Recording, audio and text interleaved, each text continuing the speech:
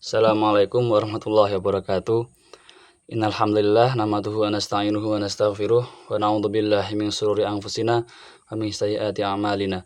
May yahdihillahu fala mudhillalah wa may yudhlil fala hadiyalah. Qala Allah ta'ala fil Qur'anil Karim, a'udzu billahi minasyaitonir rajim. Bismillahirrahmanirrahim. Wal asri innal insana lafi khusrin illa ilal ladzina amanu wa 'amilus sholihati wa tawassaw bil haqqi wa tawassaw bis sabr. Shadaqallahul 'adzim.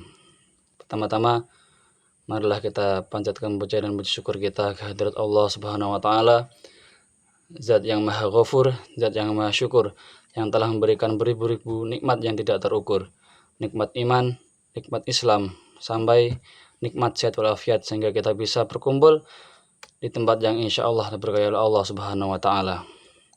Salat serta salam kita curahkan kepada junjungan kita Nabi Agung Muhammad Sallallahu alaihi wasallam, yang kita nantikan syafaatnya in hada ila yaumil qiyamah. Amin Allahumma amin. Saya di sini akan menyampaikan kultum yang bertema dengan niat. Niat merupakan hal yang penting dalam setiap langkah orang mukmin. Dalam setiap aktivitasnya, seorang mukmin wajib mengorientasikan niat kepada Allah. Mengapa niat harus diutamakan? Sebab dari niat tersebutlah hasil akhir perbuatan manusia dinilai oleh Allah Subhanahu wa taala. Hukum niat adalah wajib apabila menjadi syarat sah suatu perbuatan seperti wudu, mandi wajib, tayamum, sholat, puasa, dan masih banyak lagi. Hukum niat akan menjadi sunnah apabila sah atau tidaknya suatu perbuatan tidak bergantung pada niat tersebut. Niat juga memiliki keutamaan. 3 keutamaan niat yaitu niat merupakan rahasia dan ruh ibadah. Niat seseorang lebih sempurna dari amalnya, bahagia di dunia dan di akhirat. Begitu pentingnya niat. Jika suatu amalan dibarengi dengan niat, maka ada 3 keadaan. 3 keadaan tersebut adalah amalan yang didasari niat dan takut kepada Allah, maka ini adalah ibadahnya seorang hamba. Amalan yang dilakukan karena mencari surga dan pahala, maka ini adalah ibadah seorang hamba pula. Jika melakukan amalan karena malu kepada Allah, menunaikan hak ubudiyah dan syukur tanpa mengetahui amalannya terima atau tidak, maka ini adalah ibadahnya orang-orang yang merdeka. Dan hadis tentang niat ini telah ditelakkan pada urutan pertama di banyak kitab hadis. Di antaranya dalam kitab Sahih Bukhari, yaitu hadis dari Umar bin Khattab radhiyallahu anhu. Beliau berkata, Rasulullah sallallahu alaihi wasallam bersabda, Bismillahirrahmanirrahim. Innamal a'malu binniyat wa innamal likulli imri'in ma nawa. Faman kanat hijratuhu ila Allahi wa rasulih fa hijratuhu ila Allahi wa rasulih. Faman kanat hijratuhu lidunya yusibuha aw imra'atin yankihuha fa hijratuhu ila ma hajara ilaih. Artinya, sesungguhnya seluruh amal itu tergantung niatnya, dan sesungguhnya bagi setiap orang mendapatkan apa yang diniatkannya.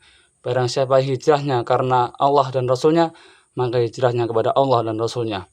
Dan barang siapa hijrahnya karena dunia yang dia ingin gapai atau karena wanita yang ingin dinikahi, maka hijrahnya itu ke arah sana. Hadis riwayat Bukhari dan Muslim. Dari hadis tersebut dapat diambil poin, yaitu yang pertama dari pentingnya niat, kedua dari keadilan Allah, yang ketiga motivasi berbuat ikhlas, yang kelima pertolongan dari Allah. Yang pertama pentingnya niat. Dari hadis ini kita ambil faedah bahwa harus ada niat dalam semua amalan. Apakah niatnya karena Allah Subhanahu wa taala atau bukan? Apakah ketika hendak sholat itu kita ingin dipuji oleh manusia atau karena Allah Subhanahu wa taala? Dan sebaik-baik niat adalah untuk Allah Subhanahu wa taala. Yang kedua, dari keadilan Allah, dan sesungguhnya setiap orang akan mendapatkan apa yang diniatkannya. Ini adalah keadilan Allah yang begitu sempurna. Allah memberikan karunia-Nya kepada siapa yang Allah kehendaki, dan Allah Subhanahu wa taala mengazab siapa yang Allah kehendaki dengan dasar keadilannya. Dan Rabb kita sama sekali tidak menzalimi seorang pun.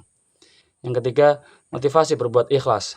Pada hadis ini Rasulullah SAW memberikan contoh niat yang benar ketika berhijrah, maka ketika hendak beramal, ketika sedang beramal, setelah beramal, kita selalu melihat hati kita. Hal ini agar terjaga dari keikhlasan. Yang keempat adalah pertolongan dari Allah. Orang yang ikhlas dengan jujur, maka akan ditolong. Kalau kita ingin mendapatkan pertolongan dan mendapatkan taufik dari Allah Subhanahu wa taala, maka yang harus diperhatikan pertama kali adalah masalah dari niat tersebut. Jika niat bukan karena Allah, yaitu supaya ingin dikatakan ahli ibadah, supaya dikatakan sebagai orang soleh, maka ini berbahaya, tidak untuk ditolong oleh Allah Subhanahu wa Ta'ala. Demikian kiranya yang dapat saya sampaikan. Kurang lebihnya saya mohon maaf jika ada salah kata yang terucap, dan atas perhatiannya saya ucapkan terima kasih yang sebesar-besarnya. Akhir kata, wassalamualaikum warahmatullahi wabarakatuh.